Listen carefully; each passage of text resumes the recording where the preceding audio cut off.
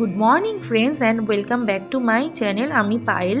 আর দেখো সকালবেলা উঠেই কিন্তু আমরা ব্রেকফাস্ট করে টোটো রিজার্ভ করে বেরিয়ে পড়েছি হেনরি আইল্যান্ড যাওয়ার জন্য। তো এখান থেকে বকখালি থেকে হেনরি আইল্যান্ডের দূরত্ব হচ্ছে 5 থেকে 6 কিলোমিটার। আর আমাদের জনপ্রতি ভাড়া নিয়েছিল 60 টাকা করে। অন্য দিন কিন্তু 50 টাকা থাকে, তো ভিড়টা খুব বেশি বলে কিন্তু 60 টাকা করে নিয়েছিল। তো চলো, আমিও কোনোদিনও হেনরি আইল্যান্ডে যাইনি, এই ফার্স্ট টাইমই যাচ্ছি। আর যেতে যেতে প্রাকৃতিক দৃশ্যটা তোমাদের সঙ্গে শেয়ার করে নেব, কেন কি এখানে প্রাকৃতিক দৃশ্যটা এত সুন্দর লাগছে, যেটা আমরা শহরে কিন্তু কেউ দেখতে পাই না, গ্রামে এলেই দেখা যায়। তো চলো, তোমরা প্রাকৃতিক দৃশ্যটা দেখতে থাকো আমার সঙ্গে।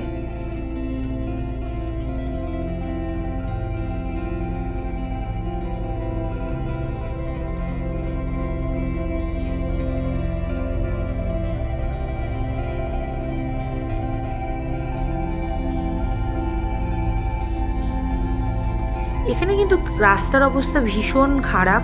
তোমরা আমার ফোন নড়া দেখেই বুঝতে পারছো কীরমভাবে আমার ফোনটা মানে ক্যামেরাটা নড়ছে। আর যেহেতু টোটোতে আছি, জার্কিংটা একটু বেশি হচ্ছে। এক টোটো আর দ্বিতীয়ত প্রাইভেট কার ছাড়া এখানে আসাও মানে অন্য কোনো গাড়িও আসবে না, কেন এতই সরু রাস্তা। তো এইটুকুর মধ্যেই আমি যতটা পেরেছি ভালোভাবে তোমাদেরকে একটু দেখানোর চেষ্টা করেছি। তো এখানে দেখো বা একটু জ্যাম লেগে গেছিলো, তো আমার বোন নেমে এখানে একটু ভিডিও শ্যুট করা আরম্ভ করে দিল। তো তারপরেই দেখো অটো স্ট্যান্ড এখানে টোটো স্ট্যান্ডের কাছে চলে এসেছি। টোটো দূরেই দাঁড়াবে, আর 100 মিটারের মতো মানে পায়ে হেঁটে যেতে হবে।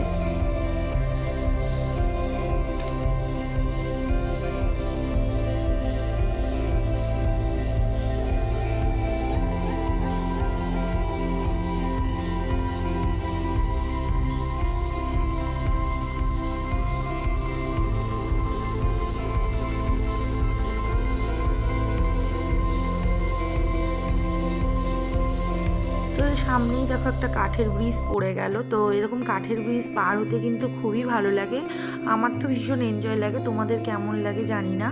আর এখানে কিন্তু লেখাই ছিল ব্রিজের ওপরে কেউ দাঁড়িয়ে থাকবেন না, ভিড় করবেন না, কিন্তু তা সত্ত্বেও যে সবাই কি দেখছিল বুঝতে পারলাম না। তো আমরাও একটু দেখার চেষ্টা করলাম, তো নিচে কাদামাটি ছাড়া আর কিছু দেখতে পেলাম না।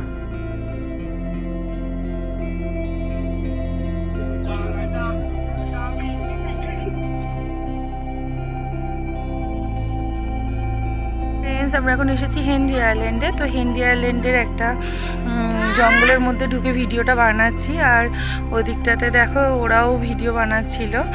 আর এখন যাব সমুদ্রের দিকে। তো চলো সমুদ্রের দিকে যাই। তো অনেকটা হাঁটার পরে ফাইনালি আমরা কিন্তু আমাদের ডেস্টিনেশনে পৌঁছে গেছি। হ্যাঁ, এটাই হেনরি আইল্যান্ড। আর হেনরি আইল্যান্ডে এসে কিন্তু তোমরা একটা সুন্দর জিনিস দেখতে পাচ্ছ, যেটা আমাদের পশ্চিমবঙ্গের মধ্যে বকখালিতেই দেখা যায়। হ্যাঁ, সেটা হলো সাদাবালির বীচ। তো সাদাবালির বীচ কিন্তু আমাদের ওয়েস্ট বেঙ্গলে আর কোথাও দেখা যায় না, এটা শুধু বকখালিতেই এলে দেখা যায়। আর এখানে বিচের থেকে কিন্তু জলটা অনেকটা দূরে, তো প্রায় 100 মিটারের মতো আমাদেরকে আরও হাঁটতে হবে জল দেখতে যাওয়ার জন্য।